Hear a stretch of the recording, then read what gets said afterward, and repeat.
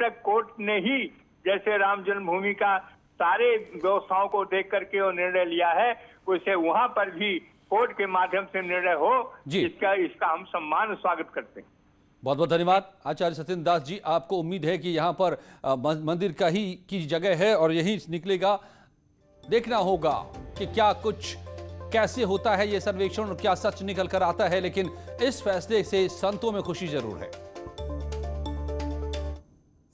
मर्यादा पुरुषोत्तम भगवान श्री राम लला के दिव्य भव्य राम मंदिर का निर्माण अयोध्या धाम में हो रहा है, उसी तरह से देव महादेव काशी विश्वनाथ भगवान का भी दिव्य भव्य अब जो है काशी विश्वनाथ मंदिर का निर्माण होगा। वह शुभ घड़ी की जो प्रतीक्षा थी वह आज से उसका श्री गणेश हो गया है।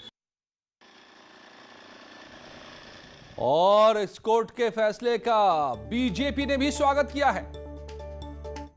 में तमाम जगहों पे विवाद हुए, तमाम जो भारत के प्रतीक चिन्ह थे वहां तोड़फोड़ हुई थी। आज माननीय न्यायालय ने फैसला दिया है कि एएसआई एक 5 सदस्यीय टीम का गठन करे और जो विवाद के बिंदुओं का अध्ययन करके उसको माननीय न्यायालय में प्रस्तुत करेगा। और निश्चित रूप से माननीय न्यायालय का सम्मान और माननीय न्यायालय का जो आदेश है उसका सम्मान हिंदुस्तान का हर वो व्यक्ति करता है, हर वो पार्टी करती है जो देश के संविधान में अपनी आस्था रखती है।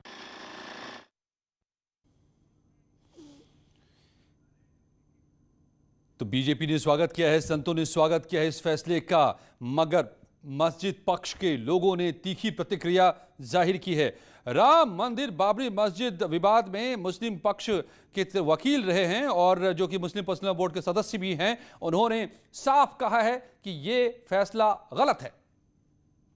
वो सारा इश्यू जो है वो इलाहाबाद हाई कोर्ट में पेंडिंग है कि ये सूट चल भी सकता है या नहीं चल सकता है या सिर्फ या इसी स्टेज पर खारिज हो जाना चाहिए। तो इस बैकग्राउंड में जब सारा इश्यू इलाहाबाद हाई कोर्ट में पेंडिंग है तो इस तरह के ऑर्डर का मुझे नहीं लग रहा कि कोई जस्टिफिकेशन है। इसलिए डिस्ट्रिक्ट कोर्ट को अभी इस स्टेज पर यह ऑर्डर पास नहीं करना चाहिए था, ऐसा मैं समझता हूं। और महंत राजू दास मेरे साथ जुड़ गए हैं इस वक्त। महंत राजू दास जी, आपने सुना कि मुस्लिम पक्ष के वकील का क्या कहना है। वो कह रहे हैं कि ये फैसला देना गलत है, क्या कहते हैं आप? मैं आपको साधुवाद दूंगा, आपने मुझको जोड़ा है, इसके लिए आभार। और मैं कोर्ट को साधुवाद दे रहा हूं क्योंकि यह फैसला स्वागत योग्य है, बहुत अच्छा फैसला है। आप देखिए, जो लोग कहा करते थे कि राम जन्मभूमि में कोई साक्ष्य नहीं, कोई एविडेंस नहीं, कोई प्रमाण नहीं, खुदाई के दौरान जो भी साक्ष्य मिले हैं, आधार मिले हैं, प्रमाण मिले हैं, उसके आधार पर कोर्ट ने फैसला सुनाया।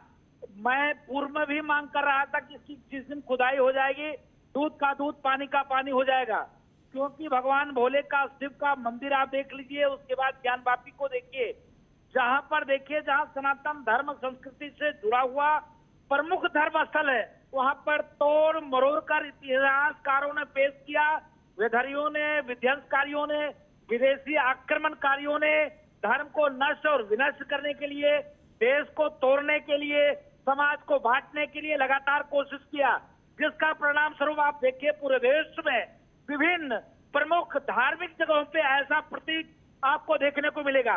कोर्ट का फैसला है, साधुवाद है, स्वागत योग्य है और मैं आभार दूंगा कि कोर्ट ने सरकार को भी पक्ष बनाया है।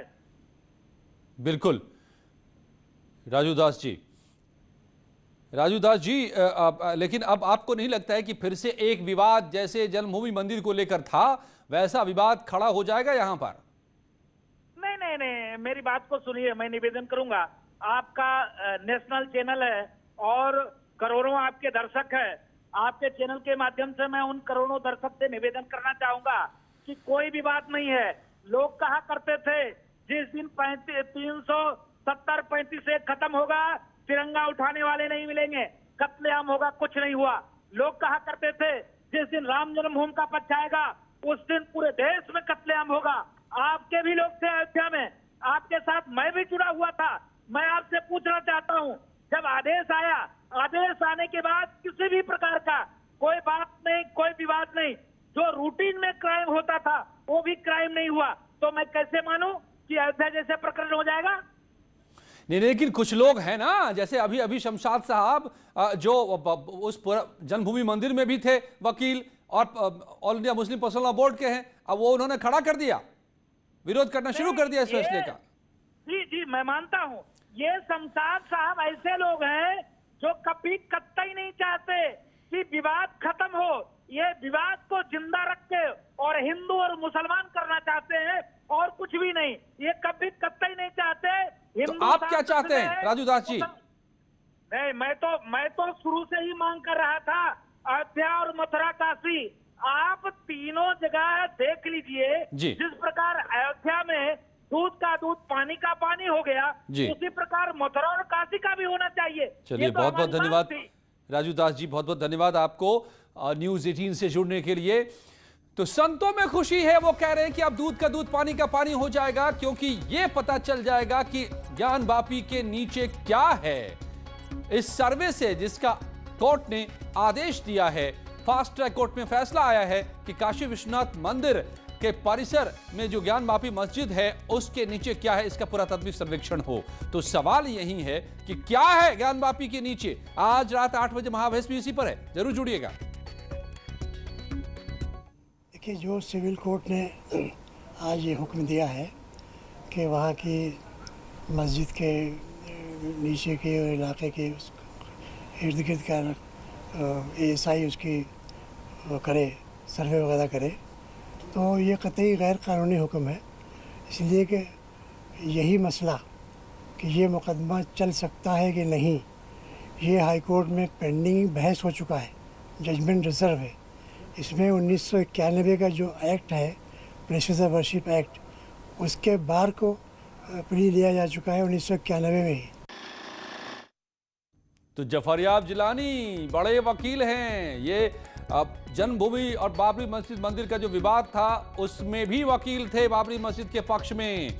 हालांकि वहां तो उनकी दलीलें नहीं चली, मगर यहां अब फिर दलील दे रहे हैं काशी के मामले में कि नहीं, ये मुकदमा चले या ना चले, इस पर सुनवाई भी हाईकोर्ट में चल रही है। इसलिए ये जो फैसला आज का आया है वो सही नहीं है। तो ये बात तो अब अदालत में ही तय होगी, लेकिन इस वक्त तो फैसला सामने है और फैसला यही है कि ज्ञान वापी के नीचे क्या है, इसकी पड़ताल करने का आदेश दे दिया है कोर्ट ने। कहा है कि पुरातात्विक सर्वेक्षण किया जाए, आर्कियोलॉजिकल सर्वे किया जाए। आचार्य प्रमोद कृष्णम साहब मेरे साथ जुड़ गए हैं, कांग्रेस के नेता हैं और आचार्य तो हैं ही। आचार्य प्रमोद कृष्णम जी, बहुत बहुत स्वागत है आपका न्यूज़ 18 पर। धन्यवाद। मैं अजय वत्स बोल रहा हूं और आपसे जानना चाहता हूं कि आपकी प्रतिक्रिया क्या है कोर्ट के इस फैसले पर। एक्चुअली मैंने कोर्ट का